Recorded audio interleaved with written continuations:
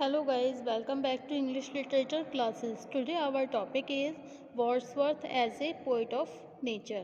Okay, तो आज का टॉपिक है हमारा Wordsworth as a nature poet. So without wasting much time, we should start this video on this topic. Okay, as a poet of nature, Wordsworth hold the highest place among all poets in English literature. Okay, his whole is devoted the love to nature.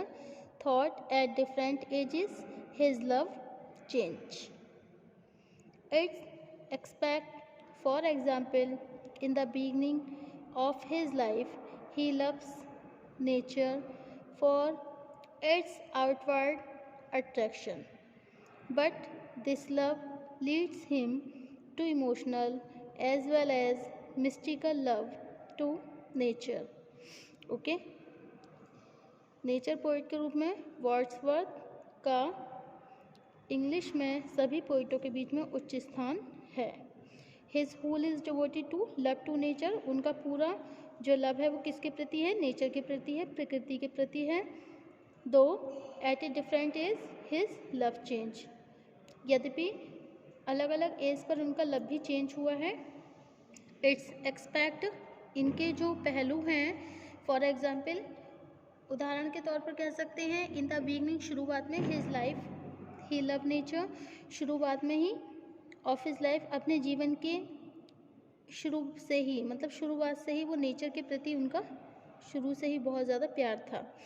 ठीक है, outward attraction था nature के प्रति.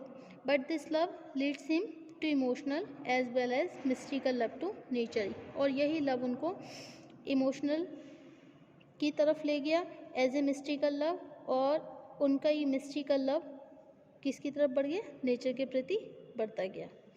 Okay, some points are dedicated to the nature poet of Wordsworth. His passionate love for nature. Number 2, his mystical love for nature. Number 3, nature a permanent of joy. Number 4, nature a sublime source of blessed mood. Okay, and next nature true source of perfect education, and next conclusion. Okay, so his passionate love for nature. Okay, his passionate love for nature. All beautiful objects of nature attracted the poet in the beginning. He became a passionate lover of nature. It was the first stage in his love for nature. At this time, he did not love nature for any sublime purpose. His sole interest was to feel its beauty in his eyes, like that passionate lover who stares at his beloved face all the time. Okay, I cannot pain. What then? I was the sounding cataract haunted me like a passion.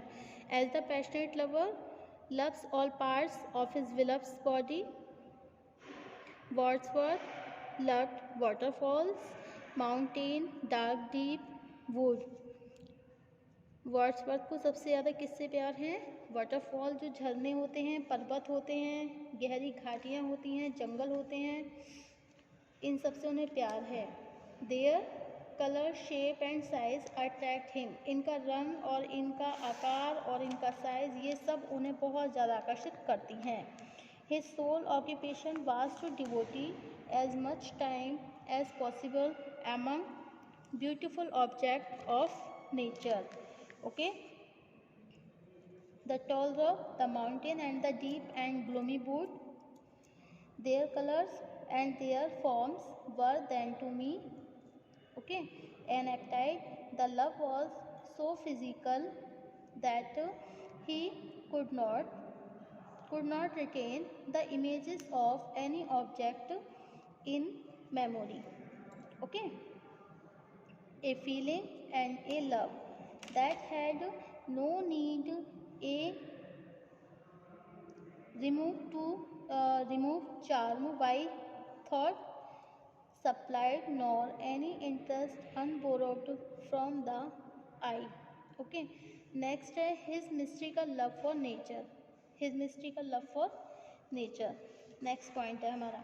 It is Wordsworth sublime love to nature that he finds divine glory reflected in objects and activities of nature. Okay. For example, we can say that in this poem of Wordsworth, and I have left and I have felt a prescience that disturbed me with the joy of elevated thought. Seeing the rising and setting sun, he feels the presence of a divine power to regulate also perfectly. Likewise, the best sea moves round the earth and the air blows to the sky confirms his viewpoint that God is not separate power but an invisible force interfused in all active units. Okay, the mind of man working so strangely has always been drawing inspiration and energy for the divine power. Okay, next point है आपका nature a permanent source of joy. Nature becomes a permanent source of joy to Wordsworth. Okay.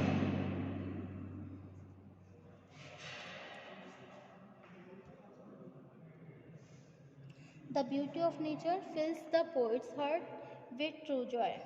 Whenever he is fed up noisy city life and he thinks about the beautiful place whose sweet memory had sometime filled his mind with true joy. Okay? This joy reaches his soul with the circulation of blood. He forgets his miseries of life. For example, he enjoys himself in the restored experience of the beautiful sight of Tinton Abbey. Okay.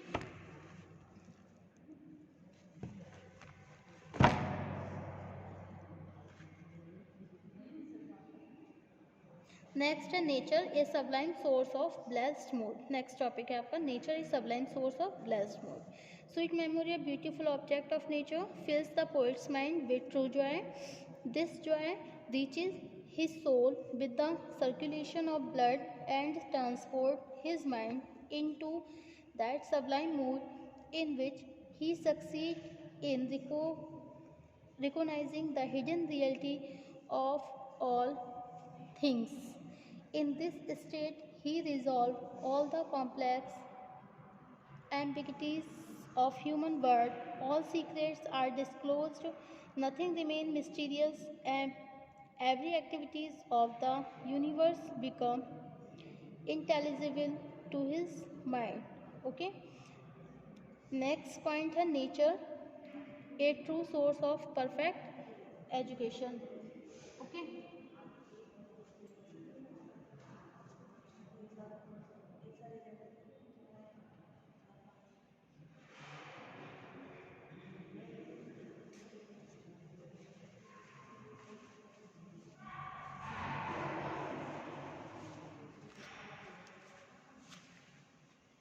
The poet succeeds to prove that nature is our best teacher. He supports his viewpoint by presenting the development of a girl named Lucy.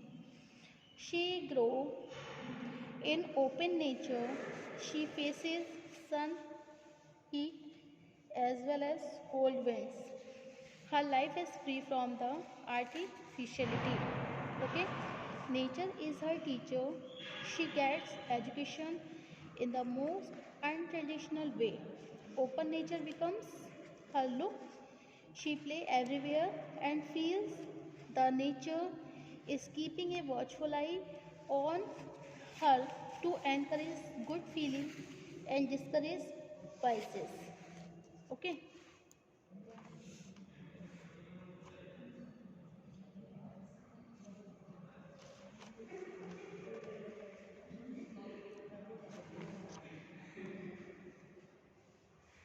Next है conclusion. Okay. Thus, the Wordsworth is a great poet. He is devoted to his social reform. He comes before us as a teacher. He suggests a solution to human problems. He always loved nature, for it is a blessing to mankind. His chief concern is to the problems of modern man. The modern man suffer from growing worldliness, loneliness, and want of interest in nature. As a poet, he is great. Okay.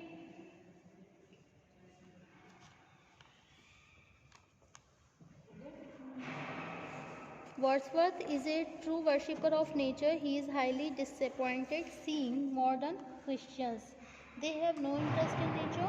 Wordsworth asks them to return to nature and worship his beautiful object. But they do not give any importance to such suggestions. He decided to give up Christianity to become a pagan. Okay. Wordsworth is a great poet. His poetry is devoted to a social reform. He wishes to solve human problems and gives important suggestions for that. In this way, he becomes a teacher to the whole human world. It makes his tone satiric towards imperfections of human society. Okay. So it's Wordsworth's sublime love to nature that he finds divine glory